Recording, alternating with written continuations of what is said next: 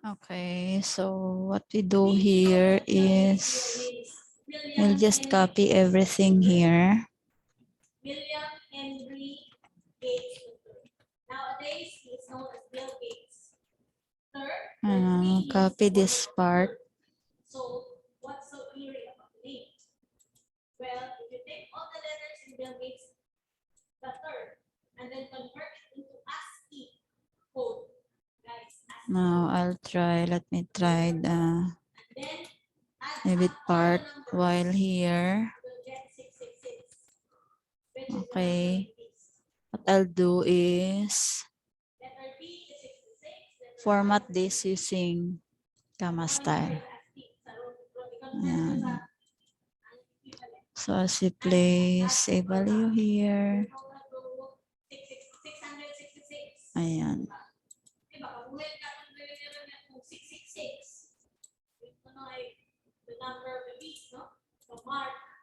Okay.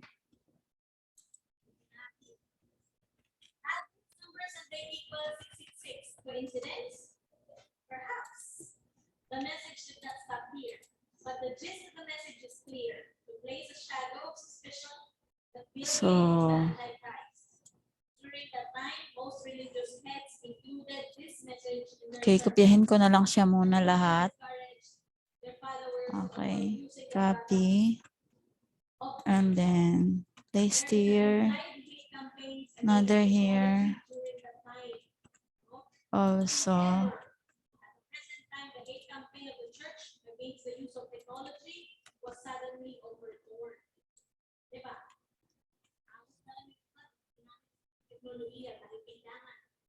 Nowadays, religious leaders are using technology, including PowerPoint, confused.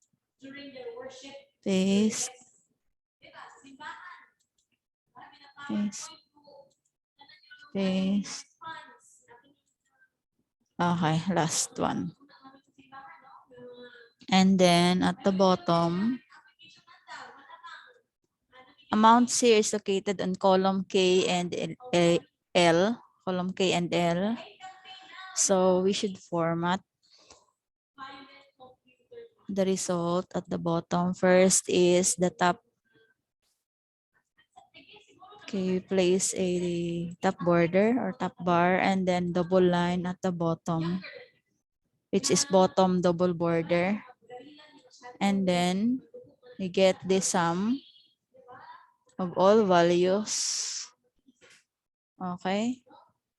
After selection, okay, here's the result. Just press enter. Oo. And then same here.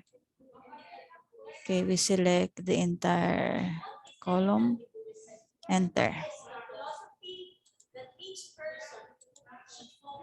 So format this one with peso sign. Ayan siya. Let's try this part. Ayan.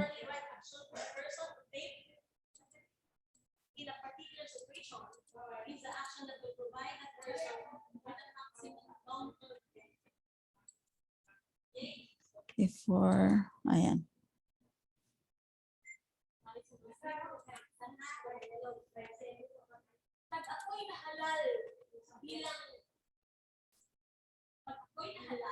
Then your explanation, description. Okay. So, in a way, okay lang if you manage to place all transactions here. Depende na sa inyo ha. Depende na sa inyo kung ilang transactions. Anyway, you had the guide naman na ganito. Just copy an entire section and then place several dito sa ilalim. Ganon din dito.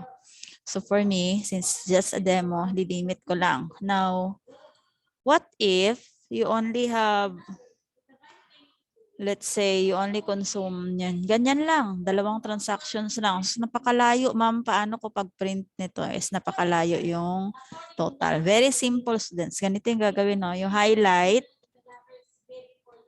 Before printing, hide all the rows na unused. Okay? After the selection, right-click. Make sure that you're doing the right-clicking dito sa sides ng row heading. And then you choose hide. Ayan siya.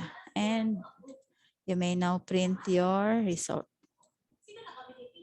Okay, after that, you click page layout. Set print area. And print. Ganyan. So, this becomes the final result. Ayan. Okay. Bye.